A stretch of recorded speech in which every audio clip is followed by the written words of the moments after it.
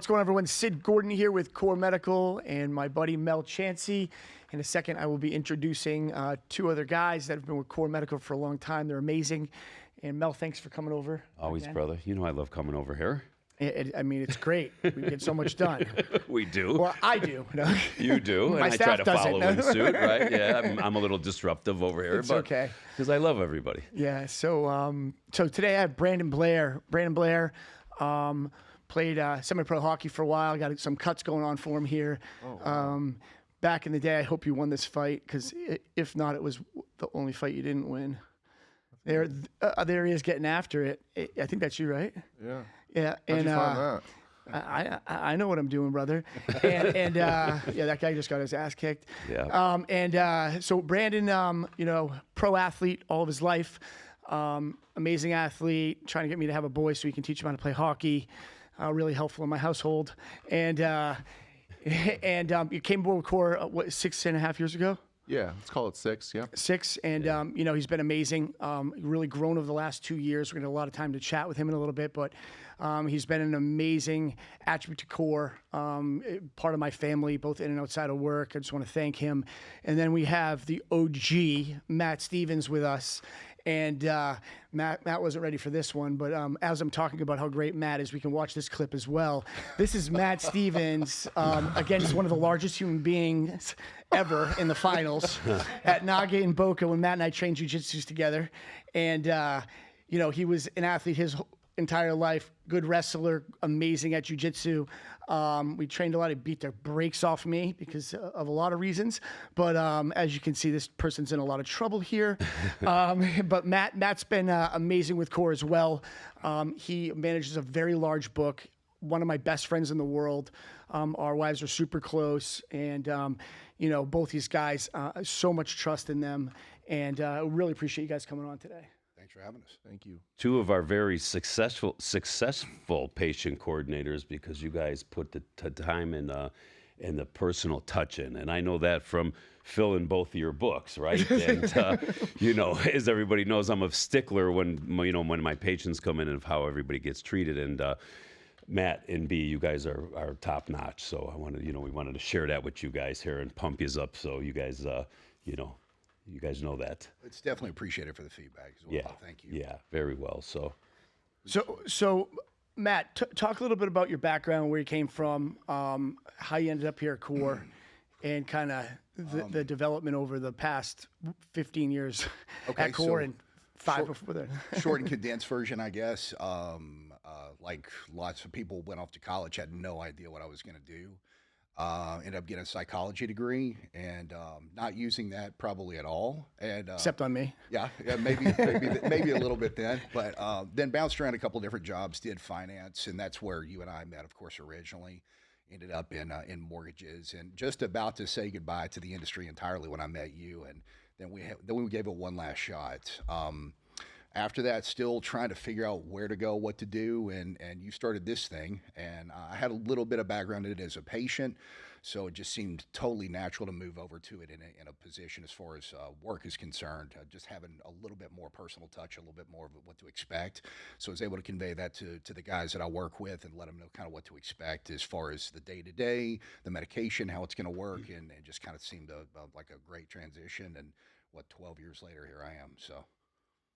Yeah, it's been super interesting to see. It's almost embarrassing about where we started. Not embarrassing, but like where we started and kind of where we are today. And I'm sure in another decade we'll say the same thing. But the growth of the company has just been insane. Even since you've been there, and Brandon too. I mean, the last two years have been wild. Been crazy. I mean, 6 years for me, and Brandon came on right after me. We brought Brandon on the team basically because I came over and we were starting to ramp things up, and things were getting crazy, and it has been wild so far, right?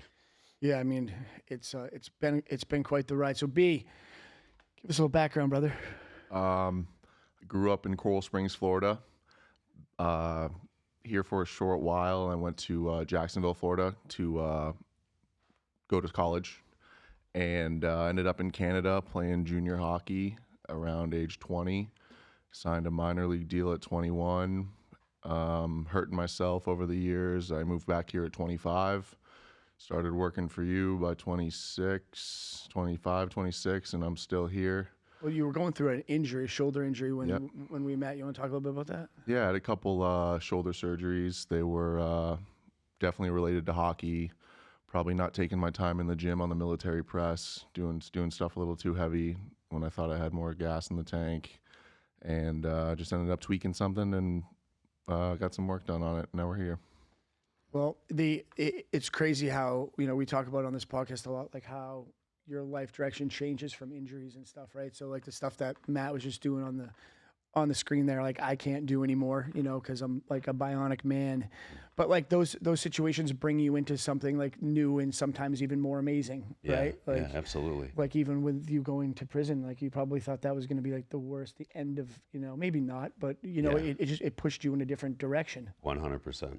Yeah. So, I mean, and for Matt, Matt and I are resilient.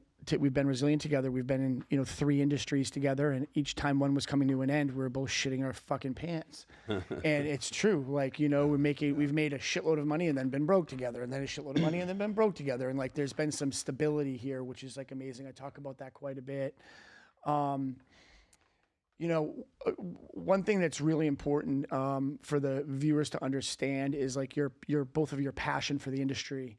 So you guys want to take each a couple minutes to just kind of talk about like what to expect from being with you. Maybe you can talk about, after like kind of the onboarding process and when someone gets to you, and then maybe you can pick up after they get the medication and stuff like that. Yeah, sure.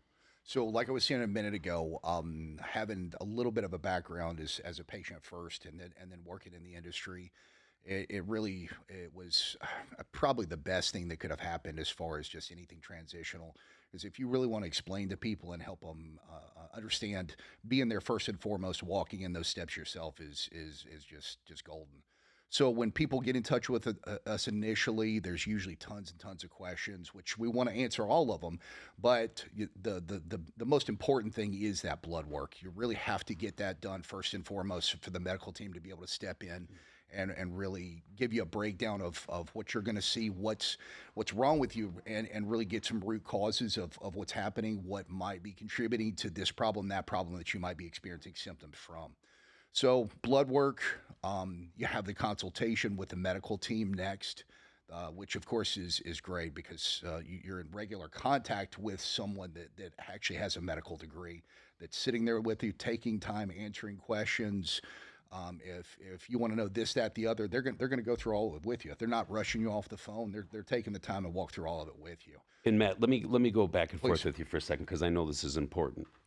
Tell our viewers here how important is that from the intake coordinator to the doctor to where they get that telehealth call to where they get on the phone now with you, the patient coordinator. That's their lifeline, as I explained it to this company.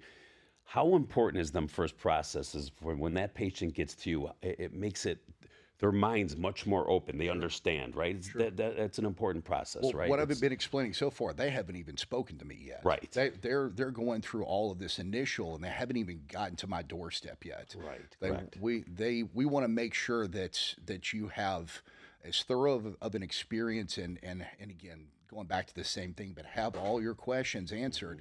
So by the time you get to me, then it's really getting in just like the little nitty gritty kind of stuff and application of the medication, yes, and how to best get the best results from the program. Just the little nuances at that point. Yeah. I mean, you're still steps ahead of even getting to the point of a coordinator still when you're going through all this. Yeah. So there's an onboarding department. Exactly. Yeah. So that they're basically very educated on kind of explaining the process. And I'm going to be very direct, and I mean to be direct. The onboarding process, there's a million questions, right? But I like to call it mental masturbation because we don't know anything, right? Until that blood work comes in. We're here to answer questions. There's the fear of the unknown. Am I going to qualify? What am I going to get? Like, you've gone to other places, you've been turned down. But those onboarding specialists are going to explain things to you. Like if you went to the VA, you probably didn't get the right treatment. If you went to your GP, 80% of the time, you probably didn't get the right answers, right? So the onboarding specialists are people essentially that are working for Brandon and Mike in a position to help them do their job better so they have more time after the initial visit with the doctor. and then when it gets to Matt and Brandon and our other 8, patient coordinators, they're basically, your quarterback, right? Talk to them a little bit about what happens when they receive medication. Sure.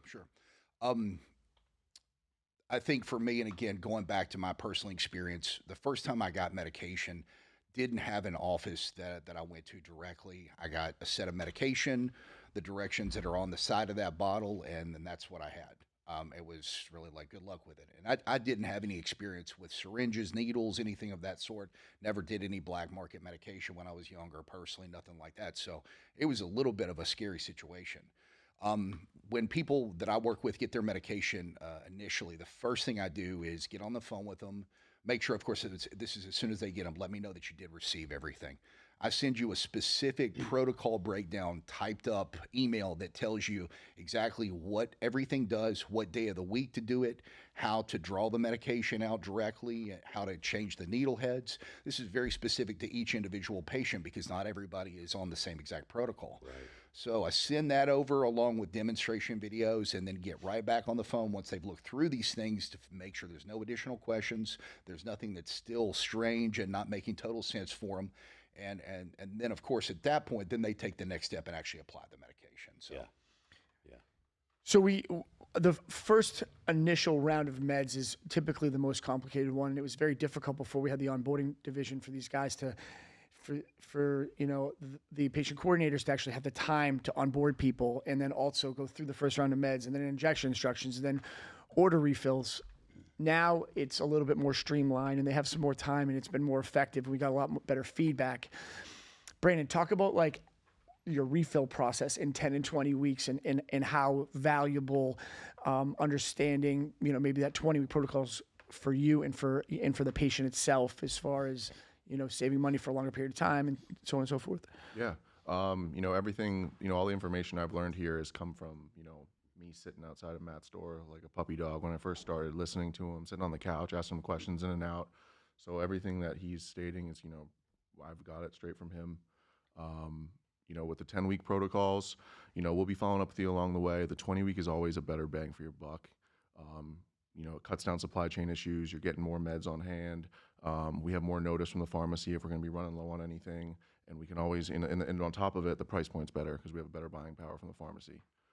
So we really like the 20-week protocol, but if at one time, if it's a little too much, we got the 10-weeker as well. And then during the process, guys, how are you contacting these patients? Like, so the one big thing is we're just not calling you for your money. We just want to know also how you're doing, right? So what are those follow-up calls like? Yeah. So, weeks 3, 6, 9, somewhere along the way there, we're going to give you a call, see how things are going, especially if it's your first order, ask you how you're feeling, what you're expecting, what you're experiencing, and then kind of take it from there. And, sometimes, if you need to, have more questions for me and I can't answer them, there's a clinician that can answer it for you every single time. Yeah, going back to like the basics of like understanding how important it is, which Mel can talk on, about being honest in that first conversation. Oh, when the patient comes in and I tell you, they'll tell you how hard their job is when you're on 900 milligrams of something else and you don't tell us. Well, I like to save you guys that headache. And when me as you, when you go, everybody knows I talk to the patient for 30 minutes probably, right? Sometimes when I'm not traveling crazy, but I tell everybody, let's be honest. You got to be honest with me as I'm talking to you on the phone, from women to the men. You tell me about the ED problem, your lack of, the sex drive and the performance and everything like that.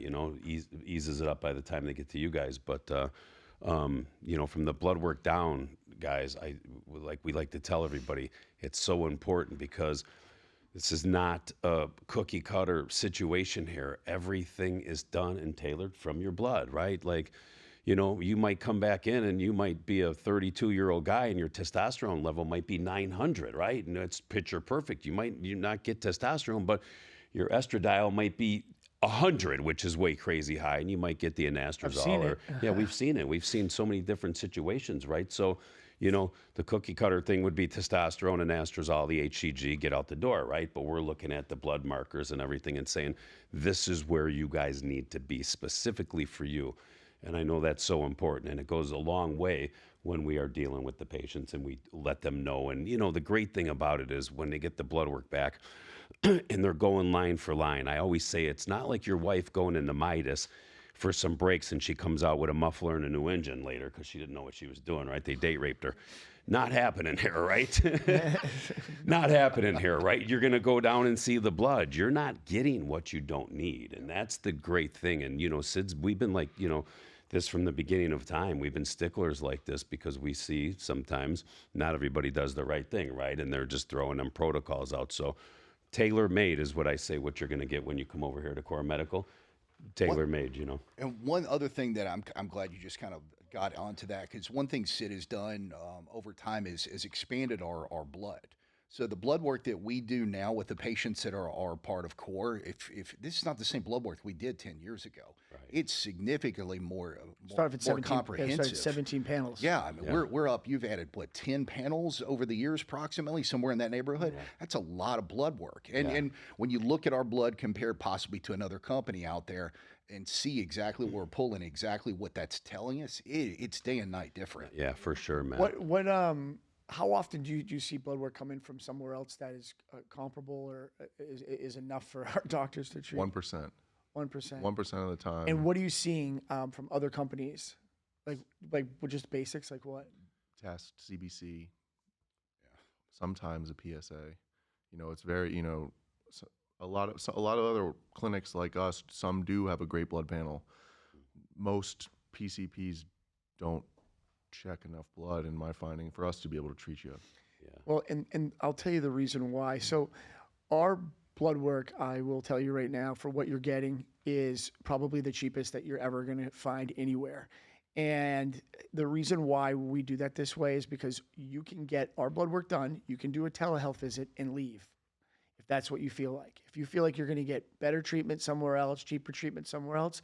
But it's important to us now as educators that you are getting extensive blood work. So the same amount of money you're going to spend somewhere else, you can spend with us, get twice the amount of blood, go through a whole telehealth, and then mosey on your way. It doesn't affect these guys' life at all because, you know, they haven't gone through that interaction yet. But the thing you are doing as a disservice is getting CBC comp metabolic, testosterone without even a total T, and not looking at everything else that comes along with it, right? So there's a lot that can happen with lack of blood work. Absolutely. Vitamin D, for instance, right? I know we don't see a lot of people ain't testing any vitamins and stuff like that, let alone the thyroids, and we see the insignificant panels that some people do.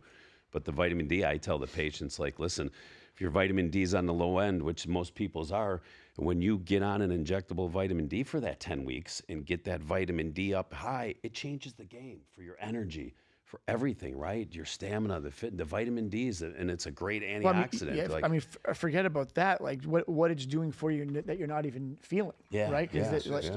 Yeah, it's namely, and obviously with what we just went through the last couple of years, living through COVID, et cetera, trying to push your immune system and long-term health. There have been so many long-term studies that have come out over the last couple of decades.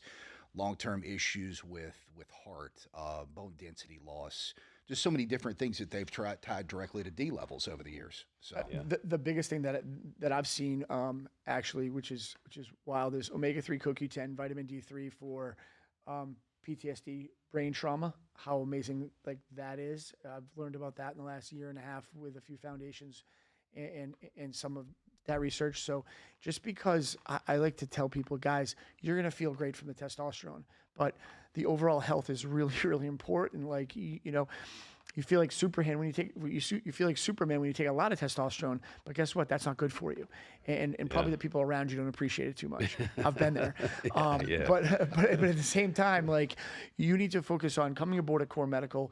We are not just going to focus on your basic TRT. You're going to focus on overall health and making sure that you're as healthy as you possibly can.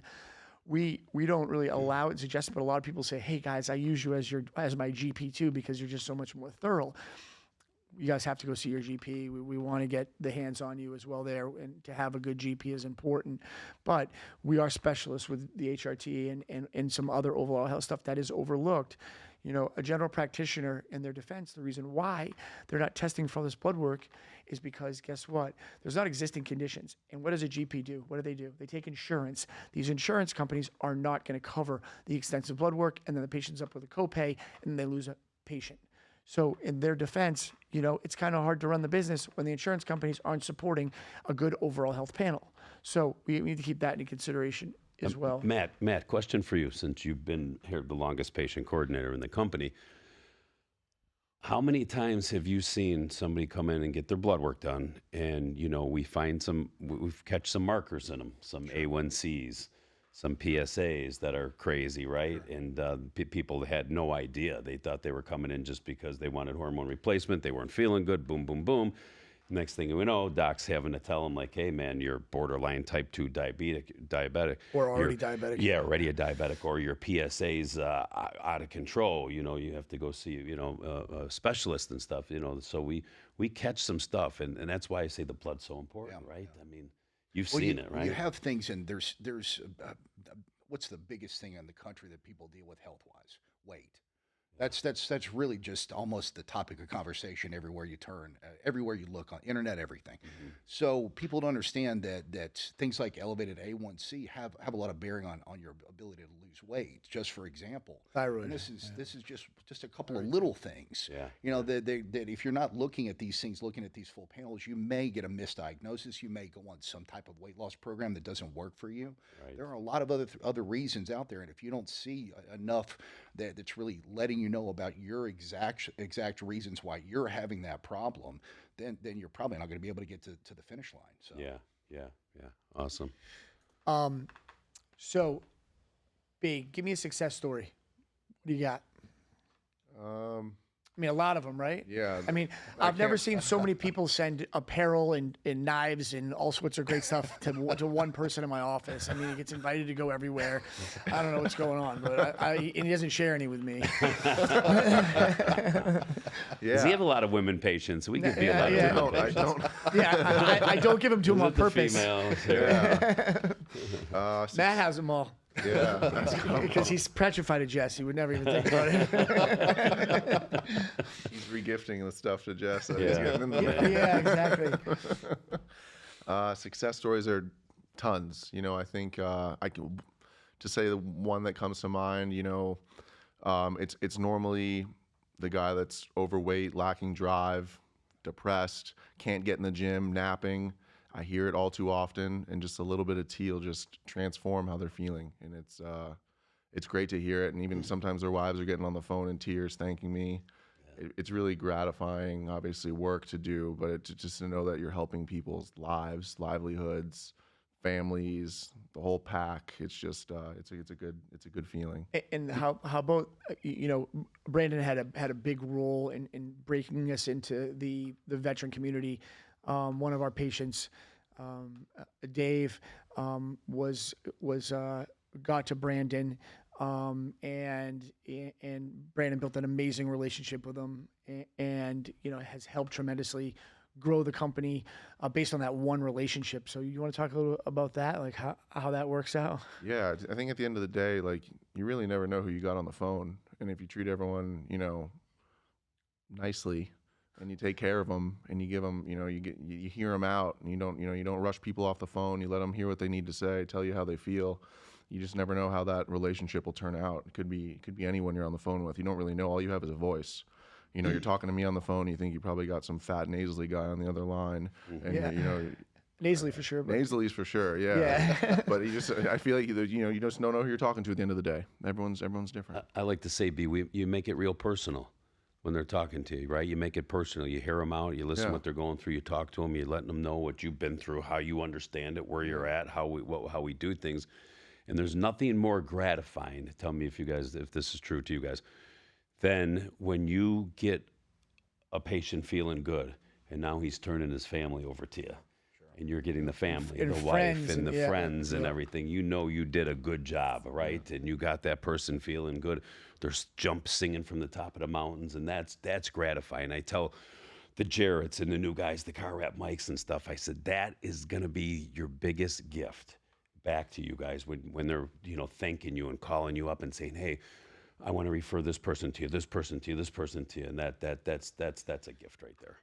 You know, it's crazy until you just said that statement, Brandon. It's like I'm sitting here thinking about, like, no, dude, we have no idea who we're talking to on the phone because we have some pretty serious cats. Like, not just guys in the military, but I learned my lesson in Delray Beach a long time ago when a gentleman walked through the door that looked like he was not. I thought he was lost. Well, our staff thought he was lost, and then I kind of took a good read on him. It turned out he was like multi-millionaire. Just a humble dude, right? And we have a lot of Fortune 500 company guys, CEOs, and we have, you know, military and ex-pro athletes and, you know, union presidents and like just crazy stuff. And the fact that we treat everybody like they all put their pants on the same is like a very important thing, I think. Like overlooking that and being judgmental is a big problem in business, right? Because like, we probably have all faced it. You walk into a store, you're dressed down, right? And they don't think you have any money, or it is what it is, you're neglected. And for me, like we have programs, like if you're in a position where you really can't afford it, like Core's still the place for you. We have options for you. Right? Like we have options for you. We're driving some stuff big home this next, you know, in the next few months here to be able to help veterans that can't afford TRT and get them in the door. And, you know, even normal walks of life that need a rebate or they're in a hardship, we're there to address that stuff too. And, you know, don't be afraid to call us if it's a money thing. There's a stigma, you know, TRT is so expensive. Well, you know what, if you're healthy and that's just what you need, there's ways for us to help you. So like, just take the time and call us. I mean, look what we did under your realm here through COVID, right? When everybody was having a hard time, right? We didn't want to lose any patients, and we were telling them, and I had patients personally calling me up saying, I can't afford this anymore. You know, I'm not working. I can't afford it. I go, hey, hang tight, hang tight. Sydney did some things right now. Let me get you on the phone with your patient coordinator, and they're going to explain to you how you're going to still be able to stay on here. We got yous. And that was so crucial, and that went a long way with our patients, right? Because we took care of them through that, right? You know, we knew everybody was hurting, right? And I know as us, we scaled it back on our own sides. We told Sid, hey man, let's get the patients running right first. Don't worry about our pay us later. Like, let's go. Here we are, right? And you know, that personal touch like that is what makes me proud to be on the team here, because everybody stepped up to the plate and said, yes, we'll do that. We all still worked, right? We were working from home. You know, I never got out of the pool like usual, but, you know, we were all still working, and they appreciate. I still hear that now. COVID's been over for 50 years, right? And I still hear them saying now, thank you guys, man. Thank you, Mel. Thank the team for that. That helped me out so much, you know, so. And personal touches that we all apply to is cool, right? Yeah, it's actually crazy. So I'm thinking about this too, Mel. You know, because of COVID, we figured out how to have stronger buying power to minimize cost increase, because we started doing 20 weeks, and the pharmacy was like, wow, you know, legally we can go up to 20 weeks. And like, well, guys, if you can continue to do this, we'll guarantee, you know, price fixes for a longer period of time. So now we get to turn over that price. You know, we have penny price raises, if at all any, in the last couple years. Yeah. And you know, on top of that too, talk a little bit about like in depth, like what that 20 weeks really does, like just like really in depth, Matt. Like, well, Brandon touched on it a minute ago when he brought it up. It really does make a big difference as far as supply chain, because again, there still are product shortages out there. Pharmacies are dealing with still not being able to get every brand of Cypionate in, or only being able to get one or two different brands in. There's still those issues that are still coming up and still happening. So giving them the ability to send a larger quantity at one time when they do have things in stock, you're not at as risk of running into a situation where they're out the next time you come around. Obviously, again, the pipeline, like he had mentioned a minute ago, when they're only ordering once, and because we're not the only people that deal with one of these pharmacies, there are a lot of companies out there, individuals that are ordering from these places. Most turn times at most pharmacies around the country right now, people don't realize are 2 to 3 weeks.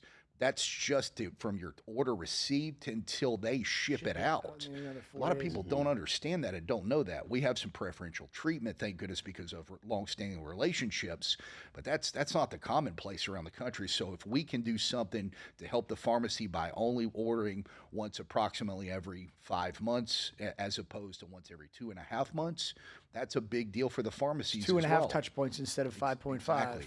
So there's a lot of little things like that that don't seem like a big deal to maybe the average everyday person. When you put all of this stuff together and then multiply it at times an entire company, massive difference. Yeah. So the other thing too, which is interesting, and I don't know if you guys have noticed it as much, but our lost packages and FedEx issues have definitely been cut in more than half. Yes, right? For sure.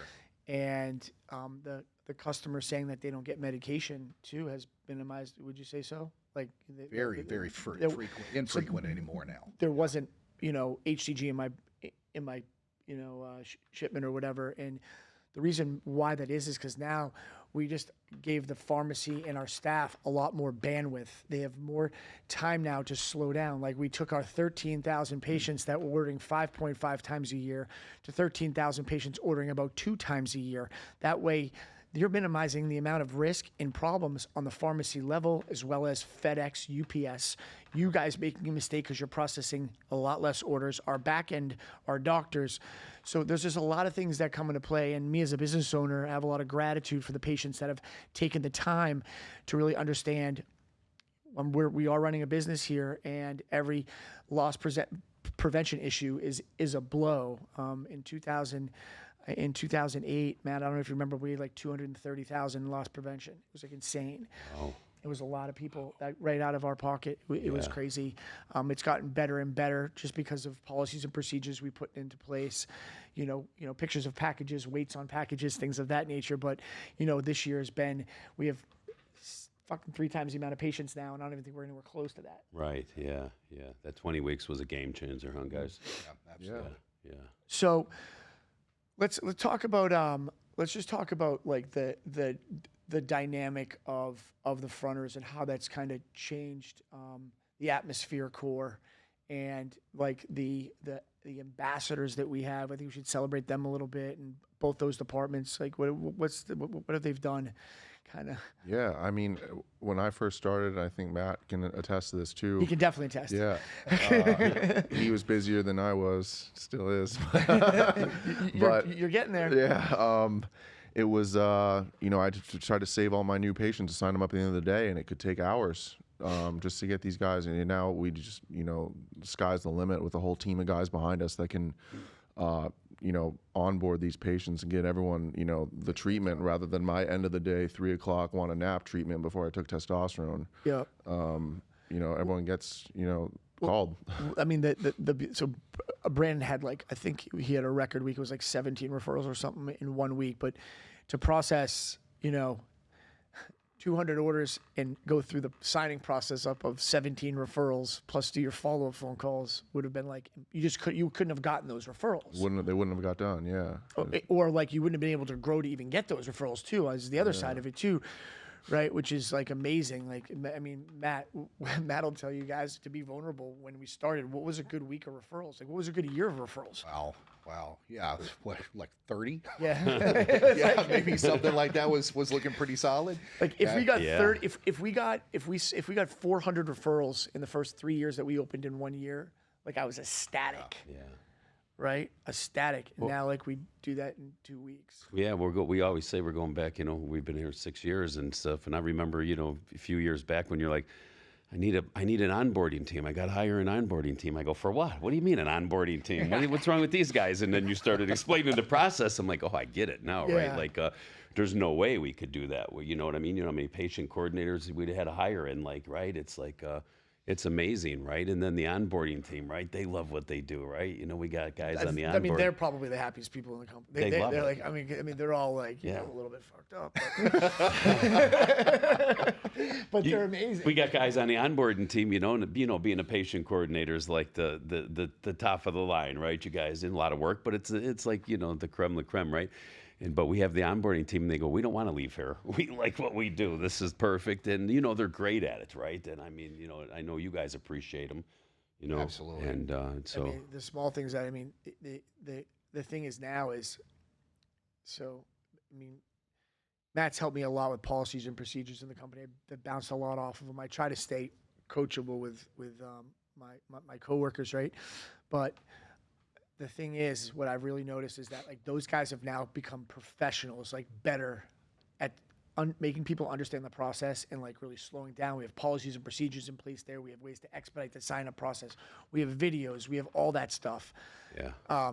We didn't have that back then, right? So when we got to break this off into two divisions, now I'm looking at it as two separate flows of patient contact, and we really got to master that front end, right? And then now you guys are really mastering dealing with the patients better than you ever have, because you have just that main job of prioritizing to make sure that the patients are super comfortable, super on point. If they need anything, they know where to go. I mean, it's great because sometimes I got a phone call the other day. They're like, hey, this guy Mike signed me up and this guy Mike's my patient coordinator. What one do I call now? And I'm like, well, you're going to have to help me a little bit. Can you give me a last name? So I know that the onboarding guys are doing a fantastic job. Like Jarrett, I mean, he's unbelievable. His documentation's unreal. He's been fantastic. You know, Car Rep Mike, you know, one of the fan favorites out there. You know, he's been through the ringer. He relates to these patients so freaking well and is so slow and methodical on the phone with them. It's just been great. Well, the good part of it is because, you know, everybody knows I call us, we're the family, right? We're all family together and stuff. So everybody's lends that helping hand, you know, and you implicated that. You've done that since the beginning. So when we get an intake coordinator, he's brand new and stuff like that, everybody in the office is helping him. Everybody's making sure he's okay. You got any questions? Put the patient on mute for 1 second. He's explaining something to him. It's just hand in hand over here, right? And that's key, right? And that's where they feel comfortable by doing it, right? We're just not throwing them out to the wolves, right? No. You know, we got a great. Can't do that. Can't do that. I did it to Matt. He figured it out. You had to do it. Yeah, to Matt I did it back to then. Brandon 6 years ago. Yeah, I was like, yeah. here, I don't know anything. Call Matt and Mike. How much does this cost? So that, yeah, the ambassadors, which I always like to talk about that, the other strategic team members that we have here, like, you know, a new guy, Byron, who's been great, super cool cat. You know, Nick, we have Cody Alfred, who's been like unbelievable. He's kind of followed in your footsteps, like talking to everybody. And what kind of feedback do you guys get from those guys? Have you guys seen any major change having them aboard, or? I don't know if it's really a major change for anything that I do day by day, but really just going back to the fronter team. When people come aboard, they figure out that there's so much more that we do than just testosterone replacement therapy. So when I get a chance to actually not get rushed through a conversation and sit down and be able to explain these different things and the benefit of what this does versus what that does, Yep. It's so invaluable, so crazy invaluable to the patients, and it enhances their experience significantly, because everybody's got health and wellness goals. You're not just a machine. Everybody should have health. Everybody does. They may develop over time. They may get more extensive over time. Yeah. And usually they do. People tend to get healthier, tend to work out more, tend to take better care of themselves when they get on when a they go in program. therapy. So when they, You're talking when about they in do- general. Yeah, no. I mean, Once they get here. Yeah, once they get here. but You're right. when those goals change and they see that there's more and more that we do, it allows me the chance to sit down and actually talk to them about those different things and get into specifics and things that can help them to accomplish those goals. So. Yeah. Well, I think with our brand ambassadors that we strategically bring on, right, even if they don't, when they come in the door and they don't know the process, right, bro, we teach it to them. They watch us, right? And, you know, They were all patients first. They were all patients. They understand that part, right? But I've had many of them say to me, man, we watched how you are with hands-on with people. We watched how you did this. We watched how, you know, a Nick or a Rocco did this and stuff like that. So they learn, you know, from the team. Like I always say, we're always here helping each other. So then they become a good brand ambassador, and they know what to say and do and say the right things, right? So getting them from the brand ambassador to intake to you guys, like it's, you know, it's just a whole process and a whole team. The amazing thing too is, like, you know, most people that I find, you know, find people that have gone through major trials and tribulations, right? And that have had hard times, and they are vulnerable and they talk about them, whether it's what you've been through or, Cody Alfred being first deployed in Volusia, getting shot in his first deployment, right? Yeah. And like what he's done and what he's gone through. And Jason Redman, I mean, God bless. I mean, he's one of the best speakers I've ever heard. He's at service to others. And it's great. And all the ambassadors, I'm not selling any of them short, they've all gone through so much. And the reality of it is that most people walking the face of the earth haven't seen or gone through such chaos. So when you have guys like that, right, that are saying, guys, this is like a real thing here, you might want to check them out. That credibility, I think, has done a lot for the company over the last 6 years when you started with Rocco, right? Yeah. And then, as it's stemmed, people look at it and go, wow, freaking Byron Rogers, Jason Redman, Nick Kay, Vincent Roncalvarez, Mel Chancey, Cody Alfred. Like, it's a pretty good lineup. And the thing is that they all have a different message. So, for instance, I say it all the time, somebody might come in and see and be a follower of Cody and then like Mel's message, and it's a team effort and vice versa. It happens all the time. Mm-hmm. So like I urge everybody to really take the time, if you're getting older and you just don't understand what's going on with your body, to listen to these guys, because I've seen blood work come back. What's the lowest blood work that you guys have seen? Testosterone level, free and total. I had a husband and a wife do theirs together. It was one was at like 62, the other one was at like 63. It was crazy. I never seen that one before. For a man, the man was like 1 point lower than the wife. I seen. Oh wow! Yeah. Really? The wife had higher testosterone. That was the craziest one. They did it together. I'm sure. I think he was military first responder, really active guy.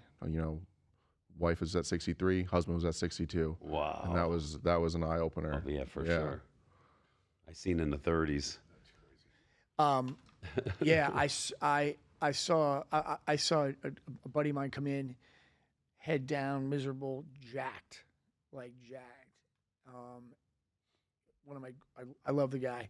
Came through the door when I first started, and he had like a 109, and we just started. Back then, guys, we didn't see such low testosterone. Like, we were seeing testosterone typically in a gentleman who's in his 30s to 40s in like the 300 to 500 range mostly. Yeah. We never saw the numbers we're seeing now, and I saw like a 120 with him, and I was like, oh my gosh.